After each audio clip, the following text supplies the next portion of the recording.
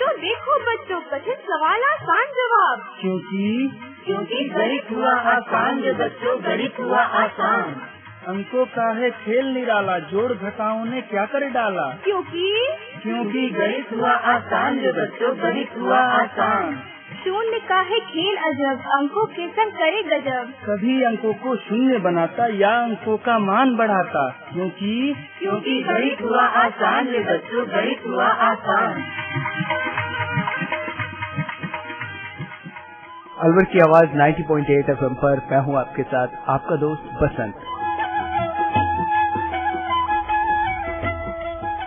गणित हुआ आसान के एक और अंक के साथ फिर से आपके साथ जुड़ गए हैं आप ही के अलवर की आवाज 90.8 FM पर। और आज गणित हुआ आसान के इस अंक में आज हम आपको लेकर चल रहे हैं आर्य कन्या उच्च माध्यमिक विद्यालय। हमने वहाँ के बच्चों से जानने की कोशिश करी कि उनको संख्या पद्धति में कहाँ कहाँ प्रॉब्लम्स आती है, यानी कि किन किन बारीकियों पर उसको सोल्व करने में प्रॉब्लम आती है। और आज के इस विषय के बारे में आपको बता रहे हैं आईटी अलवर के असिस्टेंट प्रोफेसर धीरेन्द्र सिंह और साथ में है हमारे आर्य कन्या उच्च माध्यमिक विद्यालय की कुछ स्टूडेंट्स। तो चलिए जानते हैं रेशनल नंबर्स यानी कि संख्या पद्धति के बारे में। नमस्कार, मैं Dhirendra Singh, associate professor IIT Alwar Rajasthan. शुरू करने से पहले हम बच्चों से अनुरोध करते हैं कि वो अपने बारे में बताएंगे और अपने जो भी टॉपिक है, जैसे संख्या पद्धति है, आज का टॉपिक हमने लिया है, उसमें जिस टॉपिक में उन्हें प्रॉब्लम आ रही है उसके बारे में थोड़ा सा हमें डिस्कस करेंगे, बताएंगे, जिससे कि हम उनके उस गैप को, जो उनकी प्रॉब्लम आ रही है, उसको फिल अप कर सकें, उसको सही से उसका आंसर कर सकें, यानी कि उसका सॉल्यूशन कर सकें और ये उस चीज का जो है लाभ उठा सके। मेरा नाम प्रीति कुमारी मदेना है, मैं 9th क्लास में पढ़ती हूँ। मेरे विद्यालय का नाम आर्य बालिका सीनियर सेकेंडरी विद्यालय है और मुझे संख्या पद्धति में समस्या आ रही है। मेरा नाम नगमा बानो है, मैं 9th क्लास में पढ़ती हूँ। मेरे स्कूल का नाम आर्य बालिका उच्च माध्यमिक विद्यालय है। मेरे को संख्या पद्धति टॉपिक में प्रॉब्लम आ रही है। मेरा नाम किरण शर्मा है, मैं 9th क्लास में पढ़ती हूँ। मेरे विद्यालय का नाम आर्य बालिका उच्च माध्यमिक विद्यालय है। मुझे संख्या पद्धति के कर्म विनय में प्रॉब्लम है। मेरा नाम सुमन चौधरी है, मैं आर्य बालिका उच्च माध्यमिक विद्यालय में पढ़ती हूँ। मैं 9th क्लास में पढ़ती हूँ। मुझे संख्या पद्धति में सारा नियम समझ में नहीं आता। मेरा नाम सराना बानो है, मैं आर्य बालिका उच्च माध्यमिक विद्यालय में पढ़ती हूँ। संख्या पद्धति में चार नियम में समस्या आती है। मेरा नाम आरस्तन बानो है, स्कूल का नाम आर्य बालिका उच्च प्राथमिक विद्यालय गोलेका अलवर। मुझे संख्या पद्धति में समस्या आती है। मेरा नाम वारिसा है, मैं क्लास 9th में पढ़ती हूँ। मैं आर्य बालिका उच्च माध्यमिक में पढ़ती हूँ। मुझे सक्रिय नियम में प्रॉब्लम आ रही है। मेरा नाम नफीसा, मैं आर्य बालिका उच्च माध्यमिक विद्यालय में पढ़ती हूँ। 9th क्लास में पढ़ती हूँ। संस्कृत भाषा में प्रॉब्लम है। मेरा नाम रजनी है, मैं 9th क्लास पढ़ती हूँ। मेरे स्कूल का नाम आर्य बालिका उच्च माध्यमिक विद्यालय। मुझे संख्या पद्धति के बंटन के नियम में प्रॉब्लम आ रही है। मेरा नाम सुमन कुमारी है, मैं आर्य बालिका उच्च माध्यमिक विद्यालय में पढ़ती हूँ। मैं 9th क्लास में पढ़ती हूँ। मुझे संख्या पद्धति के संचारी टॉपिक में प्रॉब्लम आ रही है। मेरा नाम फरजाना बानो है, मैं आर्य बालिका उच्च माध्यमिक विद्यालय में पढ़ती हूँ। मुझे संख्या पद्धति में सारांश में समस्या। मेरा नाम अमीशा शर्मा है, मैं क्लास 9th में पढ़ती हूँ। मेरे विद्यालय का नाम आर्य बालिका उच्च माध्यमिक विद्यालय है और मुझे सांख्यिकी टॉपिक में प्रॉब्लम होती है उसके सहचारी नियम से। मेरा नाम सीमा चौधरी है, मैं आर्य बालिका उच्च माध्यमिक विद्यालय में पढ़ती हूँ।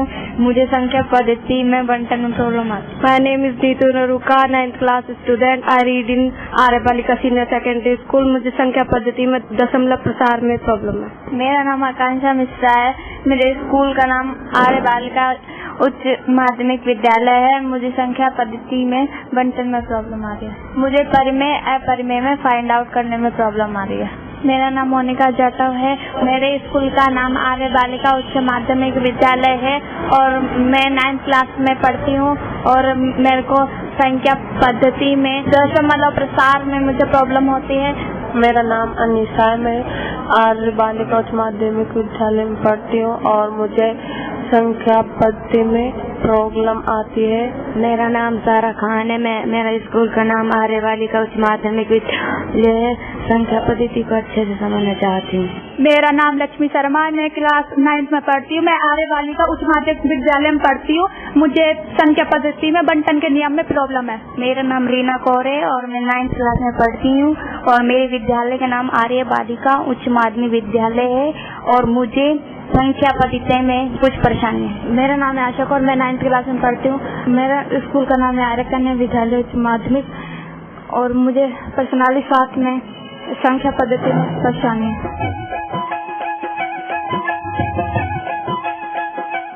संख्या पद्धति का जो टॉपिक है उसमें जो बच्चों का गैप यानी कि जिसमें बच्चों को प्रॉब्लम आ रही है, जैसे बच्चों को अभी प्रॉब्लम यहाँ आ रही है, हमने जो फीडबैक लिया है उसमें हमें पता लगा है कि इन लोगों को संख्या रेखा पर जो है आपकी वास्तविक संख्या को कैसे रिप्रेजेंट करते हैं उसमें जो प्रॉब्लम आ रही है, या उनको जो उसकी एक्टिविटीज है, प्रक्रियाएं हैं, जैसे कि क्रम विनय नियम, सवरक नियम, सहचार्य नियम, बंटन का नियम, उसको कैसे डील करते हैं, कैसे उसको जो है परिभाषित करते हैं और संख्याओं को कैसे इम्प्लीमेंट करते हैं, उसमें इन लोगों को जो प्रॉब्लम आ रही है ये फीडबैक से हमने आज जाना है।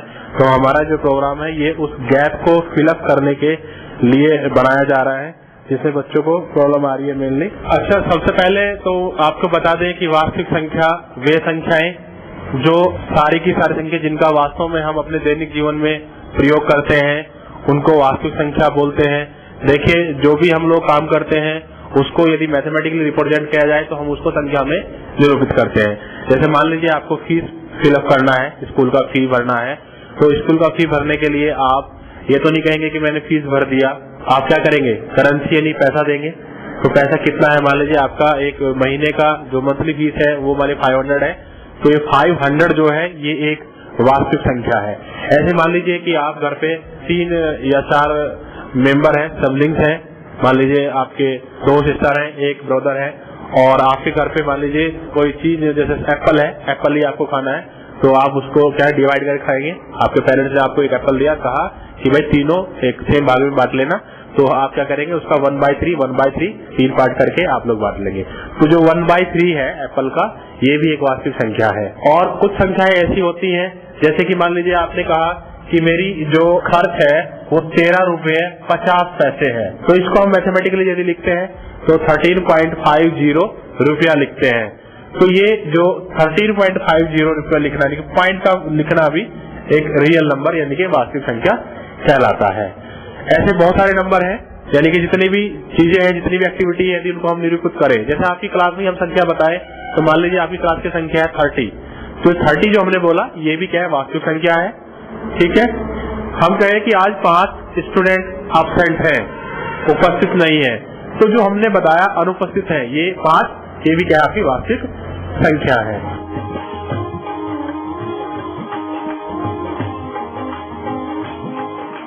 अब हमारे पास जैसे आपको प्रॉब्लम आ रही है कि कुछ जो स्टूडेंट हैं वो बता रहे हैं कि भाई आपको संख्या के परिमेय और अपरिमेय में प्रॉब्लम आ रही है ना, परिमेय और अपरिमेय प्रॉब्लम आ रही है।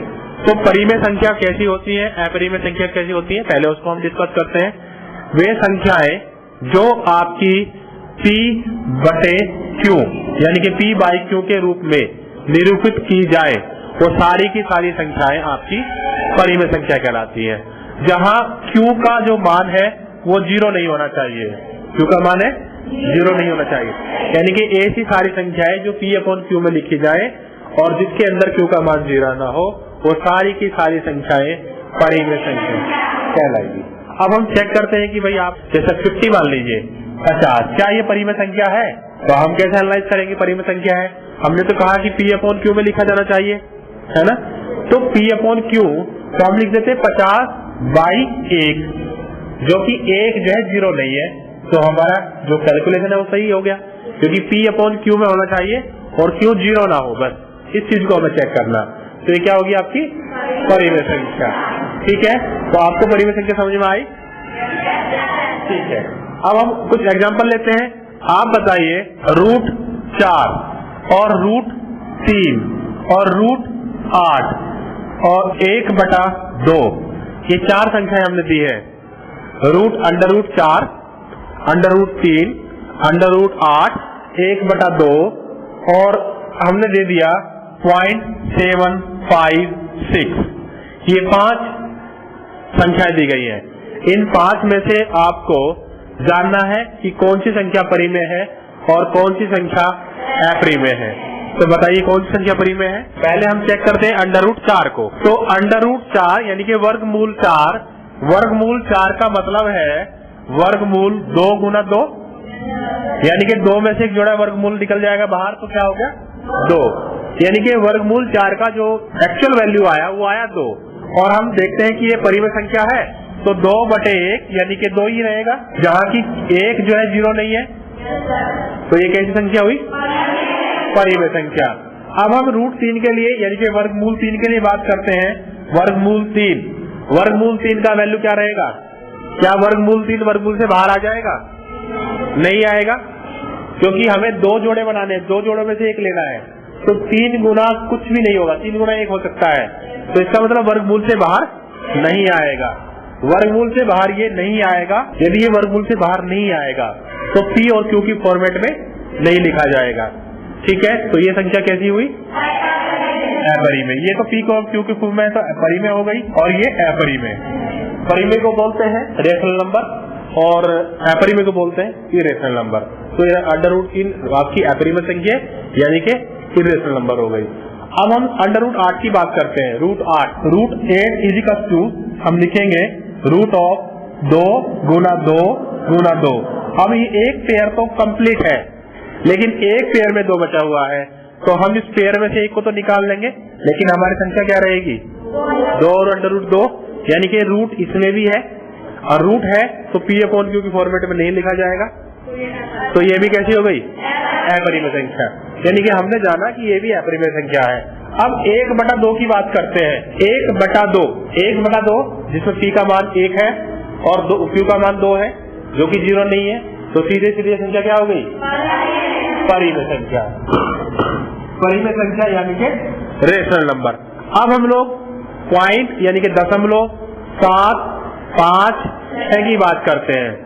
0.575 की बात करते हैं। हम दशमलव हटाते हैं। दशमलव कैसे हटाते हैं, दशमलव के नीचे के 1 लिख देंगे और बाकी उतनी जीरो जितने ऊपर अंक है 3 अंक हो गए, तो हमारी आ गई, हमारी संख्या आ गई 756/1000। तो नीचे देखा हमने कि 1000 जीरो तो नहीं है, यानी कि Q 0 नहीं है और P/Q की फॉर्मेट में है, तो कैसी हुआ ये, परिमेय संख्या। तो आपको परिमेय संख्या समझ में आई, ओके।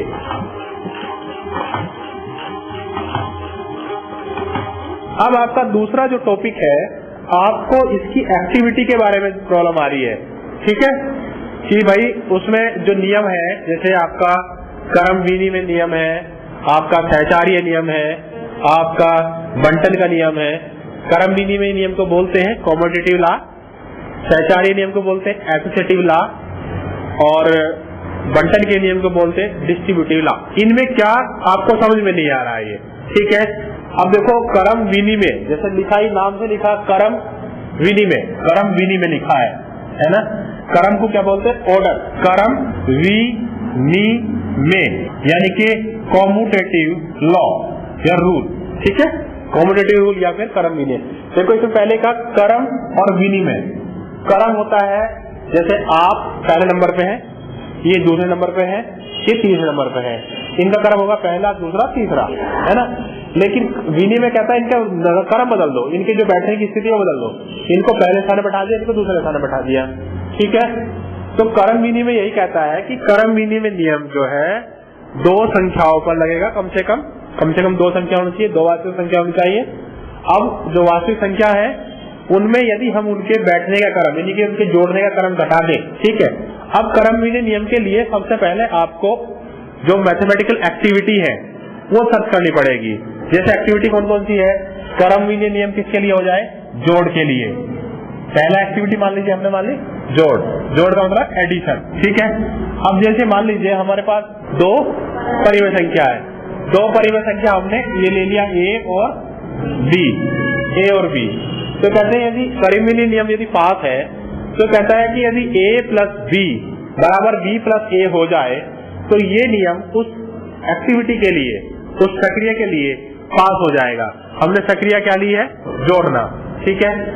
आपने कहा A + B यदि b प्लस a के बराबर हो जाए तो ये नियम इस एक्टिविटी के लिए, इस प्रक्रिया के लिए, इस क्रिया के लिए, जो क्रिया हम क्या कर रहे हैं, जोड़ रहे हैं, उसके लिए पास हो जाएगा। और यदि ये ऐसा नहीं होता है, यानी कि a plus B does not equal to या बराबर नहीं होता है किसके, b प्लस a, तो ये नियम फेल हो जाएगा। हम चेक करते हैं, जैसे आप a बराबर बताइए क्या लेंगे, a का वैल्यू ले लीजिए, कुछ भी ले लीजिए, a का वैल्यू 8 ले लिया। आपका नाम? आपने ले लिया a इक्वल टू 8, ठीक है। आप बताइए b का वैल्यू क्या लेंगे? 6। नाम क्या आपका? तराना। तराना जी, आपने b का वैल्यू ले लिया 6, तराना ने b का वैल्यू 6 ले लिया, इन्होंने 8 ले लिया। अब हम इन्हें जोड़ के देखते हैं कि a प्लस c कितना आ रहा है, यानी कि 8 प्लस 6, हमारा वैल्यू कितना आया? 14।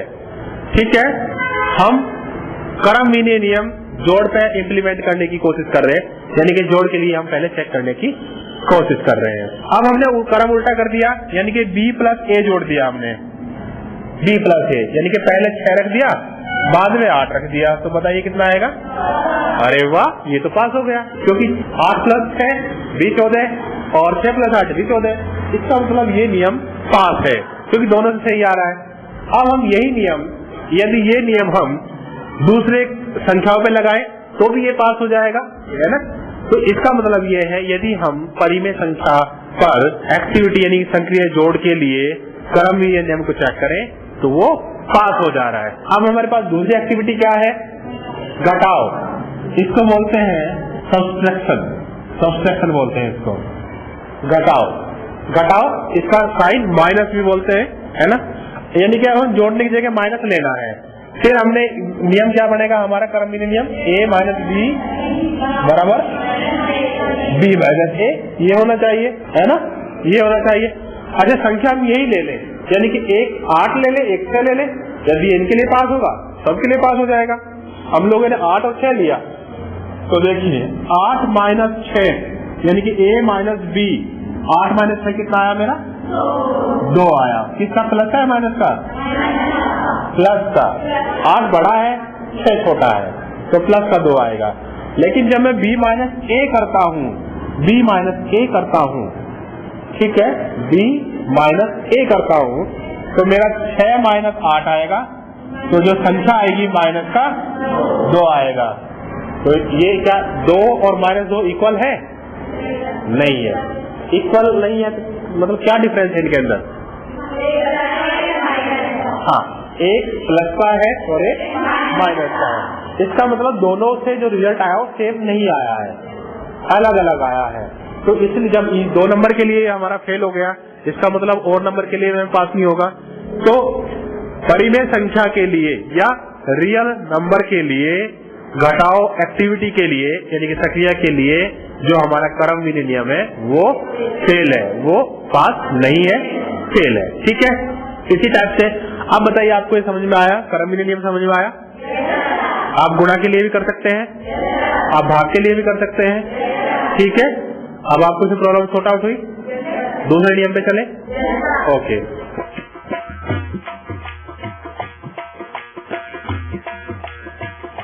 अब इसके बाद हमारा जो दूसरा नियम है वो है सौरक नियम, सहचार्य नियम। सहचार्य नियम, इसको बोलते हैं एसोसिएटिव लॉ। सहचार्य नियम ये कहता है कि ये 1 से 2 से ज्यादा नंबर के लिए काम करेगा, यानी कि आपको 3 नंबर लेने पड़ेंगे एक साथ में। कितने नंबर लेने पड़ेंगे? 3। तो यहाँ a प्लस बी प्लस सी ऐसा लेना पड़ेगा। ठीक है, जब हम जोड़ते हैं तो यहाँ जोड़ने में जो है 2 नंबर को एक बार जोड़ेंगे और फिर जो रिजल्ट आएगा उसमें तीसरा नंबर जोड़ेंगे। ठीक है, सहचार्य नियम के लिए भी हमें अपनी एक्टिविटी बतानी पड़ेगी। कहीं जोड़ के लिए ले रहे हैं आप, घटाव के लिए ले रहे हैं आप, गुणा के लिए ले रहे हैं आप, भाग के लिए ले रहे हैं आप, तो अलग अलग एक्टिविटी के लिए हमें इसको चेक करना पड़ेगा। यहाँ कम से कम कितने नंबर को लेना पड़ेगा अब बताइए? 3 को। अच्छा, 3 के लिए आप क्या लेंगे बताइए? 5, 4 और 2। 5, 4, 2। लेकिन उससे पहले हमें कुछ ऐसी संख्या लेनी पड़ेगी जो कि उससे कई नंबर रिप्रेजेंट हो जाए। जैसे कि पिछले क्वेश्चन में हमने क्या लिया था? ए बी लिया था, तो ए बी की बराबर हम वैल्यू रखते हैं, तो हर नंबर के लिए पास हो गया। यहाँ पे भी यही काम करेंगे, तो यहाँ पर हम 3 नंबर ले लेंगे ऐसे। तो क्या करें? हमने मान लीजिए एक ले लिया A और B और C, ये तीनों कैसे संख्या है? वास्तविक संख्या है। तीनों क्या है? वास्तविक संख्या है। और हमारा अब जो नियम है वो किस पे लागू कर रहे हैं हम? जोड़ पर। यानी कि जोड़ के लिए हम चेक करना चाह रहे हैं कि जोड़ के लिए अपना जो सहचार्य नियम है यानी कि एसोसिएटिव लॉ है वो पास है कैसे नंबर के लिए? वास्तविक नंबर के लिए, या फिर फेल है। तो हमने जो सहचार्य नियम के अकॉर्डिंग क्या आएगा? ये कहेगा कि A प्लस B एक ब्रैकेट में प्लस ब्रैकेट के बाहर C इजिकल टू, यदि हम इसको अब चेंज कर दें A बाहर B प्लस C तो बराबर होना चाहिए। ठीक है, यानी कि हमने क्या किया, यदि हम दो नंबर को पहले जोड़ लें और फिर तीसरे नंबर को जोड़े, या फिर पहले किसी को छोड़ दें दूसरे दो को जोड़ दें, जोड़ने के बाद जो रिजल्ट आएगा वो सेम आना चाहिए, तो हमारा सहचार्य नियम पास हो जाएगा। ठीक है, अब आप बताइए हम A का वैल्यू क्या लें? 6। A इक्वल टू हमने ले लिया 6। ठीक है, B इक्वल टू क्या लें बताइए? 4। B इक्वल टू हम 4 ले लेते हैं, 4 ले लेते हैं। C इक्वल टू बताइए क्या लें? 8। C इक्वल टू 8 ले लेते हैं। C इक्वल टू 8 ले लिया हमने। तो हम सबसे पहले इसकी लेफ्ट हैंड साइड को लेंगे, फिर राइट हैंड साइड को ले लेंगे, दोनों साइड देख लेंगे, चेक कर लेंगे। तो हमें आया A प्लस B एक ब्रैकेट के अंदर प्लस C, हमने ये आपकी लेफ्ट हैंड साइड ले लिया। ठीक है, इज इक्वल टू A का वैल्यू कितना है हमारा? 6, B का वैल्यू 4 और C का वैल्यू 8। तो पहले हम ब्रैकेट की चीजों को जोड़ते हैं, है ना? पहले ब्रैकेट की फिर ब्रैकेट की बाहर वाली को। तो 6 प्लस 4 10, 10 प्लस 8 यानी कि 18 आ गया हमारा, है ना? अब हम दूसरी चीजों को जोड़ लेते हैं। A प्लस यानी कि अब हम राइट हैंड साइड को लेके काम करते हैं, है ना? दाएं पक्ष को लेके किया था हमने, बाएं पक्ष को लेके किया था, दाएं पक्ष ले लिया हमने। तो A plus B plus C, तो A का वैल्यू कितना हमारा? 6 प्लस 4 प्लस 8, ये हमने ब्रैकेट में ले लिया। तो हमारा 6 प्लस 4 प्लस 8, 4 प्लस 8 हम लेंगे 12, तो 6 प्लस 4 8 18। ये भी पॉजिटिव वो भी पॉजिटिव, दोनों से सेम आ रहा है ना? इससे भी प्लस 18 आ रहा है, उससे प्लस 18 नहीं, दाया पक्ष भी प्लस 18, बाया पक्ष भी 18। तो क्या इससे क्या रिजल्ट मिला आपको? वो दोनों बराबर है और ये पास हो गया। नियम पास हो गया। कौन सी एक्टिविटी कर रहे थे आप? सहचार्य नियम। सहचार्य नियम किस एक्टिविटी पे? जोड़ पर। कौन कैसे नंबर लिया आपने? 6, 4 और 8। हाँ, 6, 4, 8 कौन सी इसमें वास्तविक संख्या है? ठीक है। अब दूसरा सक्रिया यानी दूसरी एक्टिविटी क्या है हमारी? जोड़ने के बाद घटाओ यानी कि सब्सट्रैक्शन, घटाओ एक्टिविटी के लिए हम बना रहे हैं। अब घटाओ के लिए जब हम बनाएंगे तो नंबर तो ये रखेंगे लेकिन साइन बदल जाएंगे, चिन्ह बदल जाएंगे। जैसे यहाँ क्या हो जाएगा?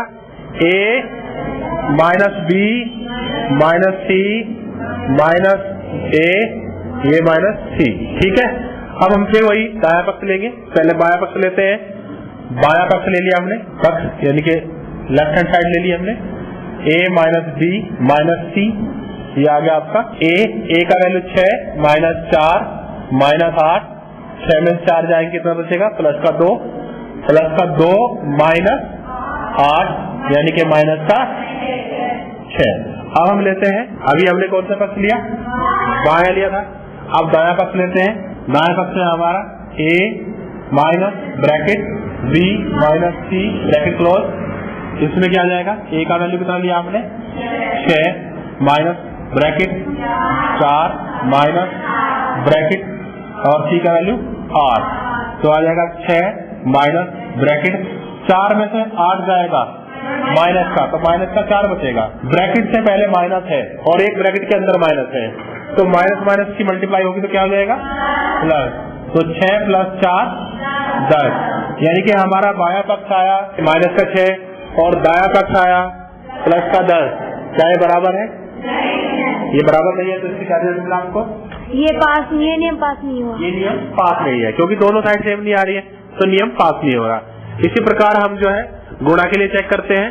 आपको बता दें गुणा के लिए ये नियम पास होता है और भाग के लिए ये नियम दोबारा से फेल हो जाता है। ठीक है, प्लस के लिए पास है, गुणा के लिए पास है, और माइनस के लिए यानी कि भाग यानी कि डिवाइडेशन और सब्सट्रैक्शन के लिए फेल है, और गुणा और जमा के यानी जोड़ के लिए, एडिशन के लिए ये पास है। तो आपको समझ में आया सहचारी नियम? अब इसके बाद कौन सा नियम में प्रॉब्लम आ रही है आपको? बंटन का नियम यानी कि डिस्ट्रीब्यूटिव लॉ। बंटन मतलब बांटना, बंटन का मतलब होता है बांटना, ठीक है। यहाँ क्या होगा, जैसे कभी आपने कोई चीज मतलब घर पे या कहीं जाकर के या आपके घर पे कोई ऐसा एग्जाम्पल दीजिए जिसमें आप बांटने का नहीं बंटन के नियम का यूज करते हैं। बताइए, नाम बताइए आप। नगमा जी बताइए, आप घर पे जैसे आपकी मम्मी आपको कोई भी वस्तु देती है और आपके ब्रदर हो या आपके सिस्टर हो, तो वहाँ आप लोग बांटने के नियम का यूज करते हैं नहीं? यस सर, करते हैं। बताइए कोई अभी रिसेंटली आपने जैसा कोई एप्लीकेशन किया? जैसे मेरी मम्मी ने एक 3 बनानास दी, तो मम्मी ने बोला कि तीनों अलग अलग लेकर खा लेना। हाँ। तो हमने वो तीनों अलग अलग बांट दिए। तीनों को अलग अलग बांट दिया, ठीक है। अब यहाँ ठीक है, ये भी एक बंटन है, बांटना ही है, लेकिन यहाँ जो बंटन का नियम है वो ये कहता है कि एक वस्तु 2 भागों में बांटनी है, एक वस्तु 2 भागों में बांटनी है, ठीक है। यहाँ नियम दूसरा है, यानी कि एक वस्तु 2 भागों में बांटनी है और दोनों भागों के पास वस्तु जानी चाहिए। ऐसा नहीं 2 भागों में बांटने का मतलब ये नहीं है कि भाई उसको जोड़ के डिवाइड कर दिया, नहीं। एक वस्तु 2 लोगों के पास जानी चाहिए, एक वस्तु 2 लोगों के पास जानी चाहिए, बंटन ये कहता है। और जब वो दोनों के पास जाएगा तो यदि वो हम ब्रैकेट से पहले काम करें या फिर डायरेक्ट दे दें, इसमें कोई डिफरेंस आता है नहीं आता है, ये कहता है अपना बंटन का नियम, ठीक है। बंटन का जो नियम है वो ये कहता है कि हम वो वैल्यू या तो हम डायरेक्ट दे दें दोनों को अलग अलग, है ना, या आपको इस टाइप से दे, ठीक है, कि दोनों के पास आ जाए। तो कहता है कि दोनों के पास आने पे वो नियम लागू होता नहीं। जैसे सपोज कीजिए आपके पास एक संख्या है B और दूसरी संख्या है C, इनको एक ब्रैकेट में डाल दिया, है ना, और इन्हें कह दिया कि आपको अब A वस्तु मिलेगी, A वस्तु मिलेगी, ठीक है। अब ये काम हम कैसे कर सकते हैं? देखो, A और B को ब्रैकेट में डालने के बाद इसमें B वस्तु का मल्टीप्लाई लगा दीजिए, तो इसमें क्या हो जाएगा, A के पास में चले जाएगा क्योंकि ब्रैकेट के अंदर दोनों के साथ मल्टीप्लाई होनी है।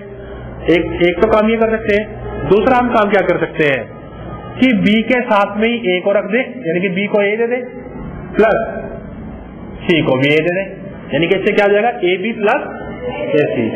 तो हम ये दोनों, ये जो नियम है बंटन का नियम है, ये इसी हिसाब से बांटता है कि एक या तो ब्रैकेट में लेके काम कर लो, ब्रैकेट ले लो, उसके बाहर आप को दे दो, या फिर ऐसे कर सकते हैं आप अलग अलग से इसको दे दीजिए, ठीक है, अलग से।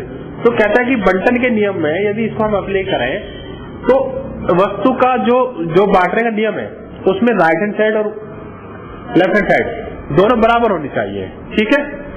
एक बांटना पर्टिकुलर जो बांटना होता है वो दूसरा है, बंटन का नियम थोड़ा अलग है, ठीक है। अब यहाँ पर भी हम बंटन का नियम किस पे लगाएं? देखो, अब इसमें 2 एक्टिविटी काम करेगी एक साथ। जो एक्टिविटी मतलब एक बाहर की एक्टिविटी होगी, एक इनसाइड की एक्टिविटी होगी। जैसे बाहर आपने गुणा लिया, अंदर प्लस ले लिया, अंदर माइनस भी ले सकते हैं आप, ठीक है, बाहर डिवाइड भी ले सकते हैं आप। तो यहाँ जो एक्टिविटी है वो 2 एक्टिविटी एक साथ काम करती है, 2 प्रक्रिया एक साथ काम करती है, ठीक है। अभी तक क्या था हमारे पास, एक ही एक्टिविटी को हम काम करते थे, यहाँ पे क्या है 2 एक्टिविटी एक साथ काम करेगी, ठीक है, 2 संख्या एक साथ काम करेगी। तो हम A, B और C की इसी तरह से वैल्यू ले सकते हैं, ठीक है। अच्छा, आपने फिर A, B, C की वही वैल्यू ले लेते हैं। A की वैल्यू कितना ले लिया हमने?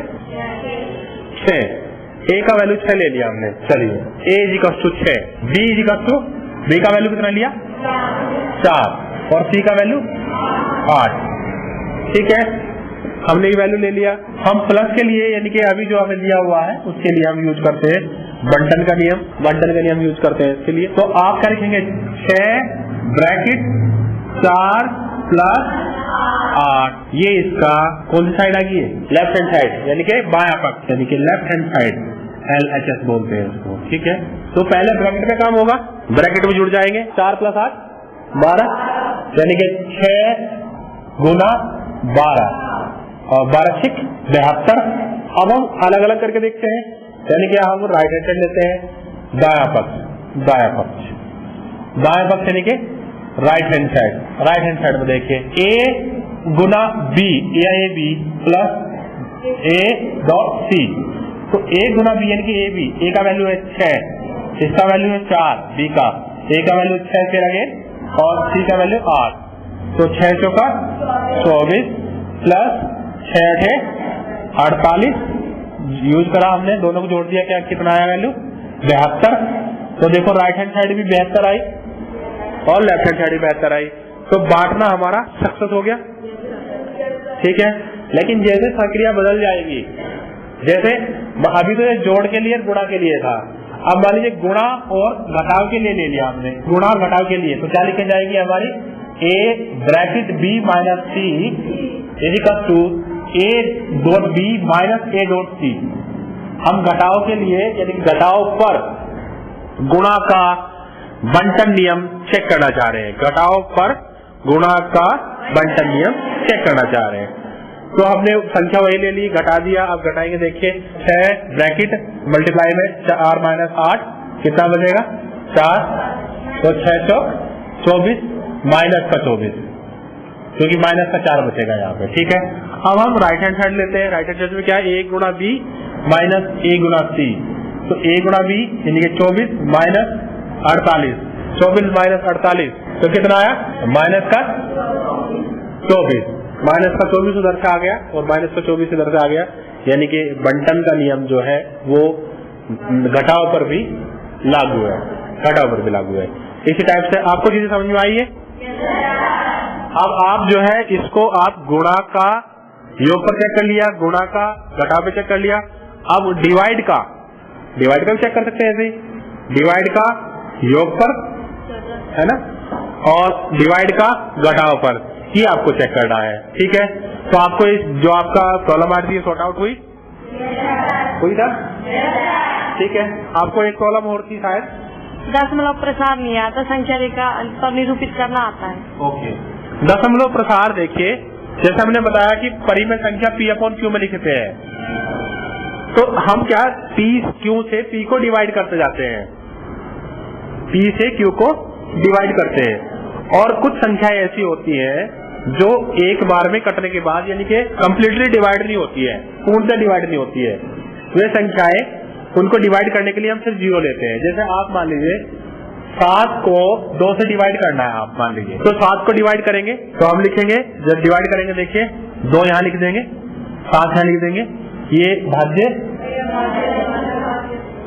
ठीक है। भाजक क्या है, यहाँ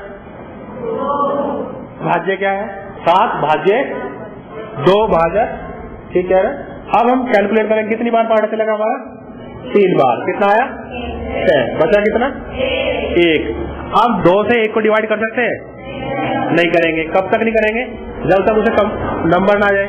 तो हम दशमलव लगा लेते हैं, हमने क्या लगा लिया दशमलव लगाने से यहाँ क्या आ जाएगा 0। अब कितनी बार चलेगा 5 बार, तो आप पूरा कट गया।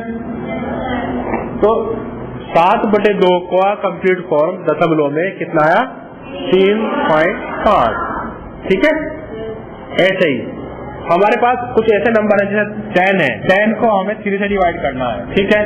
तो हम 3 लिखेंगे यहाँ पर, 10 इस डिवाइड के कोष्ठक के अंदर, भाज्य है 10, भाजक है 3, कितनी बार पाड़ा चलेगा 3 बार, 3 या 9, फिर 1 बच जाएगा, दशम लगाएंगे 0 लेंगे, 3 3 3, और ऐसे ही हमारा नंबर चलते रहेगा। दशमलव की बहुत सारे अंक तक चलता रहेगा, ठीक है। तो ये है दशमलव प्रसार किसी वास्तविक संख्या का, ठीक है। ये एक स्थान में जाकर रुक सकता है, ये 2 स्थान पे चले जा सकता है, दशमलव के 3 स्थान तक जा सकता है, दशमलव के 10 स्थान तक जा सकता है, दशमलव के 100 स्थान तक जा सकता है। और ये जो नंबर है 3.3333, ये दशमलव के n यानी कि इनफाइनाइट स्थान तक जा रहा है, तभी डिवाइड नहीं होगा, ठीक है। इसको बार में भी लिख सकते हैं, ऐसे लिख सकते हैं 3.3 बार, बार का मतलब है रिपीटेशन, रिकरिंग, घटता जा रहा है इस टाइप, ठीक है। तो दशमलव का प्रसार आपको समझ में आया, किसी को अभी भी प्रॉब्लम बताइए। तो इसी के साथ आज जो संख्या रेखा का जो आपको प्रॉब्लम आ रही थी उसको हमने जो सॉर्ट आउट किया है। हमारा प्रयास है कि आप ही के साथ आप जो हमारे दूसरे बच्चे हैं वो भी इस प्रोग्राम से जो संख्या रेखा में जो छोटी छोटी प्रॉब्लम आती है उसको सीखेंगे। और नेक्स्ट क्लास में हम अपने दूसरे टॉपिक में जो बहुपद है उसके जो भी प्रॉब्लम आ रही है उसको हम आप लोगों के साथ डिस्कस करेंगे। और ऐसे प्रोग्राम से दूसरे बच्चे भी हम कोशिश कर रहे हैं कि वो लोग भी सीखें। और इसी के साथ नमस्कार। मेरा नाम अमीशा शर्मा है, मैं क्लास 9th में पढ़ती हूँ और मेरे विद्यालय का नाम आर्य बालिका उच्च माध्यमिक विद्यालय है। आज हमें यहाँ पे सांख्यिकी के बारे में बताया था कि जो क्रम विनिमय, सहचारी नियम, बंटन नियम के बारे में बताया था, दशमलव प्रसार, और जो जिसमें हमें आता नहीं था तो हमने यहाँ समझा और हमें काफी हद तक समझ में भी आया। मेरा नाम सीमा चौधरी है, मैं आर्य बालिका उच्च माध्यमिक विद्यालय में पढ़ती हूँ। जो आज सर ने बताया, जो हमें समझ में आया था, बहुत अच्छे समझाते हैं सर।